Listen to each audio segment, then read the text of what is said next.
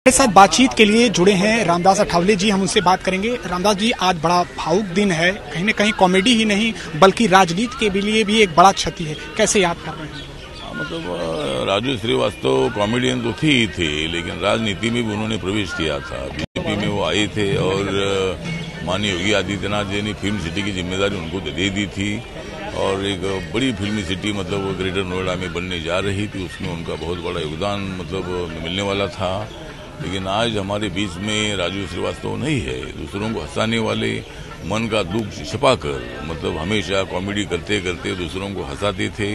और जिंदगी में आदमी ने हंसना चाहिए, जिंदगी में हंसता रहेगा तो इसकी बॉडी ठीक हो जाती है, वो मतलब अपना दुख भूल जाता है। तो इसीलिए मतलब उन्होंने बहुत सारे लोगों को हंसाया है, लेकिन जिंदगी में उन्होंने किसको फंसाया नहीं है। तो ऐसे राजू श्रीवास्तव को मैं हमारे माननीय मोदी सरकार की तरफ से आदरणीय व्यक्त करता हूँ। ऐसा ऐलान सर, क्योंकि उनका एक योगदान भी रहा, उत्तर प्रदेश फिल्म विकास परिषद से भी जुड़े हैं, तो क्या एनडीए सरकार की तरफ से कोई ऐसा ऐलान उनकी स्मृति में कोई ऐसी मतलब उस पर सरकार विचार करेगी। उनके योगी आदित्यनाथ जी जो यूपी के मुख्यमंत्री है, जरूर वो कानपुर के रहने वाले थे, यूपी के रहने वाले थे और सरकार ने उनको जिम्मेदारी भी दे दी थी। तो इसीलिए जरूर मतलब उनका कोई न कोई तो मेमोरियल खड़ा होगा। मैं भी माननीय योगी आदित्यनाथ जी से बात करूंगा और उनका एक अच्छा मेमोरियल खड़ा होना चाहिए हमेशा के यादगार के लिए। हमारे साथ बातचीत के लिए शुक्रिया। तो ये थी हमारे साथ रामदास अठावले जी, नम आंखों से विदाई दे रहे हैं कॉमेडी किंग राजू श्रीवास्तव को। कैमरा पर्सन रोहित के साथ भारत समाचार के लिए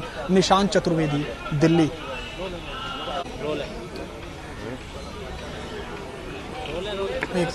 कॉमेडी किंग के रूप में जाने जाने वाले राजू श्रीवास्तव अपनी अंतिम यात्रा पर हमारे साथ बातचीत के लिए जुड़े हैं हास्य कवि सुरेंद्र शर्मा जी।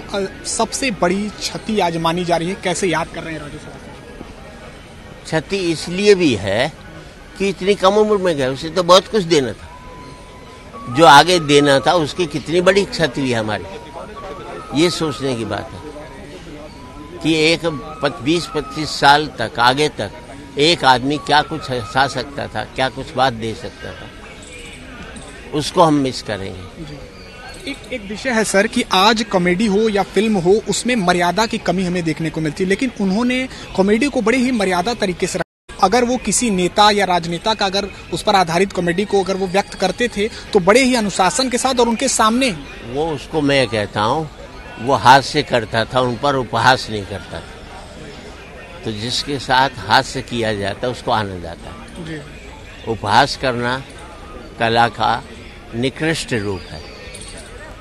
वो उसको अच्छे ढंग से, जिससे फुअरता नहीं हो, डबल मीनिंग नहीं हो, वो उस तरह से उसको करता है। कोई यादें सर आपकी राजू श्रीवास्तव जी के साथ कोई ऐसी? हमारी यादें इतनी है ना कि हम बाद में मिले तो हमने परिवार की बातें की, कला की बात ही नहीं की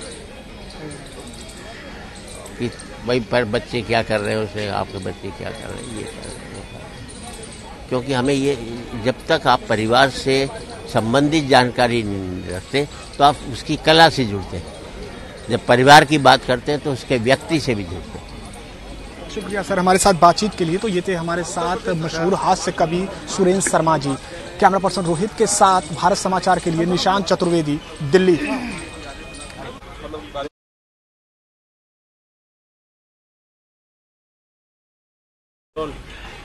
कला के अलावा कॉमेडी किंग राजू श्रीवास्तव का राजनीति में भी महत्वपूर्ण भूमिका रही है और उनको नम आंखों से विदाई दी जा रही है। इस समय हमारी मौजूदगी दिल्ली के निगमबोध घाट पर है और हमारे साथ उत्तर प्रदेश में संस्कृति पर्यटन मंत्री जयवीर सिंह भी जुड़े हैं, जो उन्हें विदाई देने के लिए आए हैं। हम उनसे बात करेंगे। सर, आज बड़ी क्षति राजनीति के भी तौर पर अगर देखी जाए, देखिए सामाजिक, राजनीतिक और हास्य कलाकार के रूप में राजू जी को बहुत लंबे समय तक याद किया जाएगा। और असामयिक मौत छोटी सी उम्र में उनकी हुई है और जीवन मौत से लंबे समय तक उन्होंने हॉस्पिटल में भी संघर्ष किया।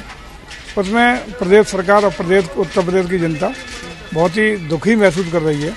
कल भी विधानसभा उत्तर प्रदेश का सब चल रहा था, 2 मिनट का मौन रख करके वहाँ शोक प्रस्ताव भी पारित हुआ है। माननीय मुख्यमंत्री जी जब वो बीमार थे उस समय भी परिवार के साथ और उनके उपचार के लिए हॉस्पिटल के साथ सदैव जुड़े रहे।